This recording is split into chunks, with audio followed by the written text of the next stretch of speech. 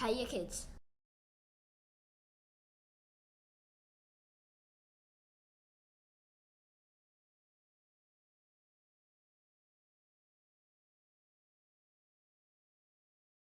بسم الله الرحمن الرحيم. رب اشرح لي صدري ويسر لي أمري وأحلل عقدة من لساني يفقهوا قولي. السلام عليكم ورحمة الله وبركاته. وعليكم السلام ورحمة الله وبركاته. وعليكم السلام ورحمة وعليكم الله. السلام ورحمة الله وبركاته. كيف حالكم؟ How are you all? الحمد لله بخير.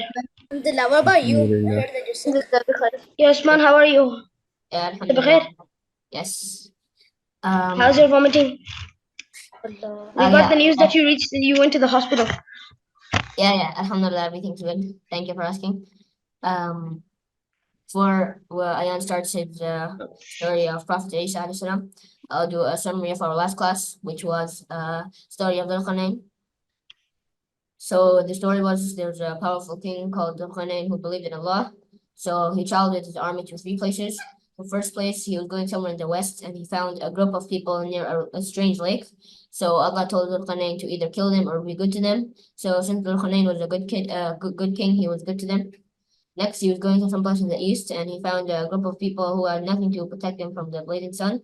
So some people say that they didn't know how to make houses, and others say that he had no clothes to wear. Third place, he was going somewhere and he reached a passageway. So over there, he met a tribe who were very scared because Ya'juj and Ma'juj were committing a lot of evil and destroying them. So the people of the tribe asked the Qarnayn to build for them a barrier, and then that would separate them from Ya'juj and Ma'juj. So the Qarnayn made a barrier with the help of Allah and his army and the people of the tribe. So the messages everybody gave, the one I gave was you have to use your ability for a good cause. So you should give money to the poor and not ask anything in return, just like Dhul helped the people of the tribe without asking anything in return. The message Ayan gave was Dhul was wealthy and had a lot of power, and he could have used that power in the wrong way by destroying people, but just because he didn't like them, but he used his power for a good cause. So the message Yusuf gave, he gave two messages. So the first one was whenever Dhul did something good, he wouldn't say that he did it himself. He would say that I did it with Allah gave me the ability to do this, whatever good he did. So the second message was before the Qarnayn came and built the wall, the people of the tribe would still try to block Ya'juj and Ma'juj by themselves, even though they were very weak, so they didn't give up. So how to apply in life, Yusuf also told us that don't give up and always stay focused on whatever you're doing. Message Rahib Khan gave was no matter class you are, like either rich or average or poor, you should always help each other. And how to apply that in life, you have to make the intention that whatever good you do in this life, you will get much better in the hereafter, which is in Jannah. So the message Jan gave was just help people whenever you can. Because I understand that the story was a bit short, so there weren't many messages you could get. So yeah, most people said the similar thing, but today I hope everybody has a different message because today the story Ayan is going to give is very long. So the message Rishal gave was, although Dhul could have done some other bad things, he chose to help others and protect his people. How to apply that in life? If you have the option to do either good or bad, choose to do good. The message Isa gave was, if Dhul had made the barrier alone, it would have taken a long time. But since the people of the tribe helped, it took him very less time. So this shows us that we should help others, not necessarily with money, but also physically. So if some old man is holding a lot of weight, you can just help him, take that weight from him, and not ask anything for in return. The message Yusuf Kaman gave was, even though he had a lot of wealth, he could have chosen to do bad, but he chose to help others without asking anything in return. So how to apply that in life? Whatever good you do in this life, you will get much more in the hereafter. The message Muhammad Hassan gave was, wherever Dhul Qarnayn went, he would punish the bad people and reward the good people, as mentioned in the Quran. So how to apply it in life, that don't show off your wealth and use it to help the poor people. The message Anas gave was, Dhul Qarnayn would help people whenever he could. The message Muhammad Musa gave, he gave three messages, mashallah. First one was, you should be merciful with others, even though you have the option not to be. So you should help others. And second was, help others without asking for any reward in return. And third one was, the story was revealed as an answer to one of the three questions a disbeliever asked Prophet Muhammad. So how to apply these messages in your life? So giving zakat and helping people and not asking anything in return. And then the message Abdurrahman gave was, don't be selfish, and whatever Allah does, it always has a purpose.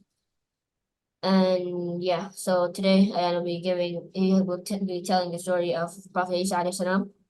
So Ayan, please start. Yeah, thank you, Usman. Assalamu alaikum, everybody. Today I'm going to be telling you the story of Prophet Isa alayhi salam, also known as Jesus or Jesus Christ in English. The Christians believe that he is God or he is the Son of God, but we as Muslims know that this is absolutely not true, and the confusion may be because he was born without a father. His mother was Maryam. So when he was born, Maryam was like on the outskirts of the city and of the village, and then she went back to the village, and then her people were mad at her. They were like, "Why have you had a baby before marriage?" And then uh, Jesus or Isa alayhi salam spoke, and he said, I am Allah's servant. Allah has made me a prophet and made me dutiful towards she who has given birth to me. Peace unto me the day I was born, the day I die, and the day I shall be raised alive again. He did, in fact, see this while he was just a few hours old, and this is one of the miracles um, that he had. And then after he grew up, of course, I won't be covering the whole lifetime. I'll just tell you like, some of the main events that happened in his life. So he grew up and he followed the Torah, the book of Musa. That time it was the Torah, right? There was no Quran, no Injil. He followed the Torah very strictly. So on the day of the Sabbath, which is a day that time where people believe that God said not to work and only rest and worship. So on that day, Prophet Isa went to a temple and he found that the priests they went kind of like astray from the Torah. They made their own rules and stuff that Allah hadn't declared and weren't in the Torah. So the Prophet had like he kind of argued with them and he created a bit of tension between himself and the priests. The same night, Allah commanded the Prophet to call people together and set them back straight to set them straight again. So the Prophet he was like lecturing and teaching the right things, and some followed him obviously, and some didn't. And one day, this is another miracle that happened. One day he saw a man who was blind, paralyzed, and he had leprosy, which is a kind of disease. And he was worshiping Allah and praising Him and thanking Him and saying, uh, I thank Allah for me not having problems or trials that other people have. So the Prophet heard this and he asked him, what other trial have you yet to be afflicted with? Because you're blind and you have leprosy and you're paralyzed. And then the man said the greatest trial of all, which is not believing or disbelief in Allah. So the Prophet was very happy and miraculously cured the man by just touching him. The man followed him and worshipped with him from that day on. So other miracles that Prophet Isa could do was he could breathe life into clay birds, and he could, as I told you before, he could speak while he was a baby, and he could raise the dead, of course, with Allah's permission and help. Later in his life, Prophet Isa received the Injil from Allah. At this time, thousands of people used to follow wherever he went. Even some disbelievers who used to mock him and say that what you're saying is not true. So one time the Prophet asked his followers to fast for 30 days. When the 30 days were done, the disbelievers said that if you really are a prophet, give us all a big feast so that we can eat and as a reward for our fast. So the Prophet prayed to Allah, and there came a big spread of food from the sky. It had just 7 loaves of bread and 7 fish and many fruits, but still the thousands of people who followed Prophet Isa ate from it. And then Prophet Isa told everybody to take turns eating it, and every day thousands of people came and miraculously ate from the spread. So this is another miracle, right? And then after a while, Allah told the Prophet to just let the poor people eat from it. So the Prophet said only the poor could eat from it and not the rich, and you can't take it with you. but the people didn't follow his rules, and the spread was taken back into the sky. You remember that there was some tension between the prophet and the priests that followed the book of Musa and didn't believe in the new book, which was the Injil.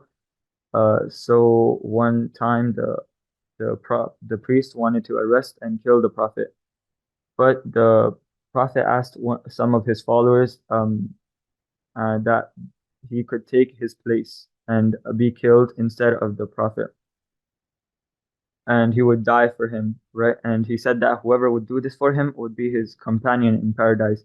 So a young man agreed, and he was crucified instead of the prophet. We don't know if he looked like the prophet, and the priest thought that he was the prophet, or they might have done it purposefully. They took another man instead of him, but we don't know that, right? So, and the same night, the prophet was raised up into from Allah. He didn't die an ordinary death. In fact, he's still alive in the second heaven, and he will come down before the day of judgment to fight with the Dajjal. That's my story. Thank you. Oh yeah, the lesson I got from this is you see some people, yeah, I didn't mention this, but when the spread of food was it came down, the disbelievers said that we're not going to eat from this. You eat from this first. And then when the people ate from the spread, they got like cured of all the illnesses they had. And then the disbelievers were very shocked and they regretted not eating from the spread, right? So the message over here is that don't be arrogant and stubborn, right? You saw in front of your eyes that he is a prophet. He in fact did do a miracle right in front of your eyes, and still you won't believe him and you're gonna mock him and stuff. So this applies in real life as well. Some people, they argue with each other and they think that they are the only ones who are correct, but just like think and imagine that the person you're arguing with is also correct, and just don't be stubborn. And that's the message I got.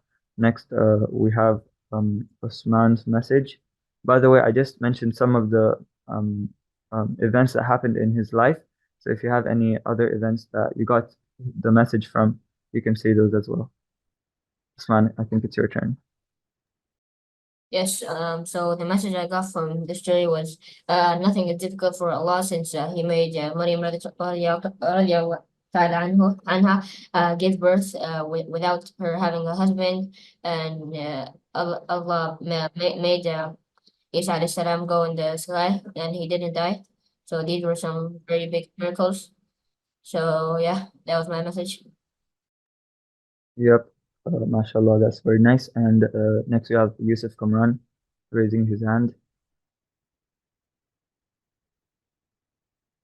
The message I got was even if Maryam, Hazrat Maryam, she had a baby without any father, and her baby started speaking. So Allah can do anything without any and nobody can have any doubt about that. Yeah, that's true. Almost what Usman said. Next, Dayan Khan. You can talk. Yeah, okay, so the message I got from here is that this was like an amazing story I heard, and so the message is that Allah showed his people through Isa alayhi salam how he can give life and take death. Yeah, correct. Is that it? Okay. Isa?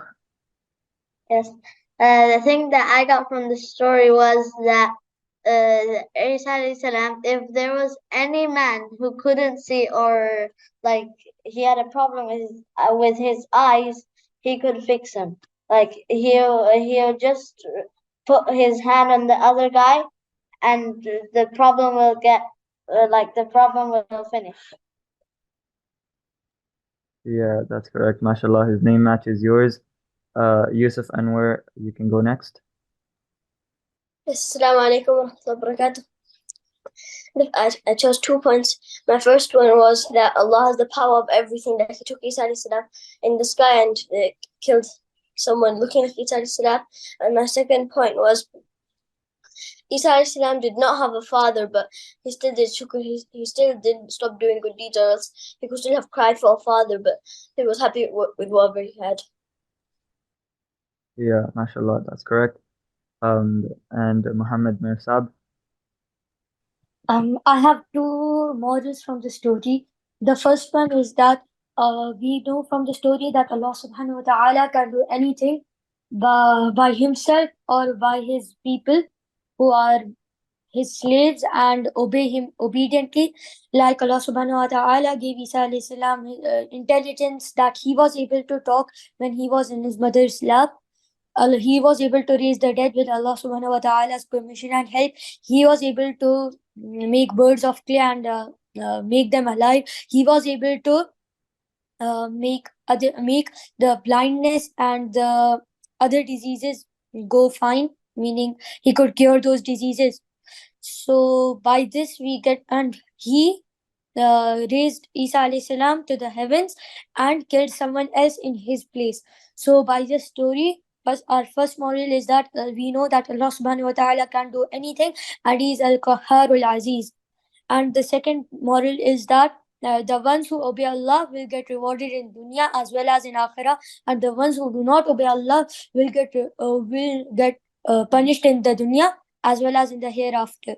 As we saw from the story of Al-Ma'idah, the table, that they kept a roza, they kept fast for 30 days, and then they were rewarded with that table of blessings, Al-Ma'idah. But then when they disobeyed Isa alayhi salam, the rich also ate from it. Once he said that only poor should eat from it, then the Al-Ma'idah was taken back to the sky, the table of blessings was taken back to the sky. So our second moral is that if you obey Allah, Allah will reward you in dunya as well as in the akhirah. And if you disobey Allah, He will punish you in the dunya as well as in the akhirah. MashaAllah, yeah, that was very a nice explanation. Muhammad Hassan Saqib, you can go next. The thing I learned from this was that Allah can do anything. Like He can cause death, even if you're like 1 day old, He can just make you die, and then He can make you live as long as He likes. He can make you die as long as He likes. Yeah, that's correct. Rahib Khan. The moral I got from this story is, first of all, you should check the resistance. You should always be resilient in any case. Like for instance, the young man who stood up, he was resilient for the Prophet Esa. Yeah, I can relate. And Rochelle, your turn.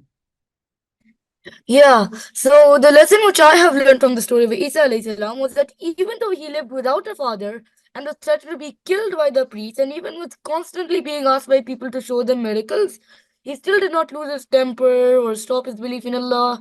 Instead, he lived to preach to people and led them through the straight path. Yeah, that's true. And who else are we done? Heather, have you given a message or moral? Yes. Do you have one for us? Yes, I do. The lesson I learned is that Isa alayhi salam had less followers, but they had a lot of faith. And the Jews at the time of Prophet Musa had a lot of followers, but they had weak faith. So we should have strong faith. Yeah, and yeah, that's correct. Who else? Abdurrahman, you haven't given a message. Sorry, I wasn't here the whole class, so I didn't know what was happening. Oh, okay, that's fine. Do it next time. And yeah, oh yeah, I didn't do my eyes. So let me do my eyes. I got some eyes from Surah Maryam, starting from ayah 30. This is the part when Prophet Isa or Jesus was born, and he talked to the people. Bismillah ar-Rahman ar-Rahim. قال إني عبد الله آتاني الكتاب وجعلني نبيا وجعلني مباركا أينما كنت وأوصاني بالصلاة والزكاة ما دمت حيا وبرا بوالدتي ولم يجعلني جبارا شقيا والسلام علي يوم ولدت ويوم أموت ويوم أبعث حيا. So the translation is, Jesus declared, I am truly a servant of Allah. He has destined me to be given the scripture and to be a prophet. He has made me a blessing wherever I go and bid me to establish prayer and give alms tax as long as I live, and to be kind to my mother. He has not made me arrogant or defiant. Peace be upon the day I was born, the day I die, and the day I will be raised back to life. So yeah, Usman, you can take over now. Yeah, mashallah, yeah, that was a very nice story, and the ayahs were good, the messages were good. Everybody gave good messages. Thank you, everyone. Yeah, next time, Abdurrahman, you can come a bit early so you can see the whole class and give your message. Yeah, And I'll see the recording. yeah, okay, sure. And yeah, just wanted to let you know that next class, which is on Sunday, it's gonna be Yusuf Anwar's turn. He's gonna be doing the story of Prophet Yusuf. So yeah, جزاكم خير for coming. Hope to see you next class. سبحانك اللهم وبحمدك أشهد أن لا إله إلا أنت أستغفرك وأتوب إليك. مع السلامة. مع السلامة. مع السلامة. مع السلامة. مع السلامة. السلام. السلامة.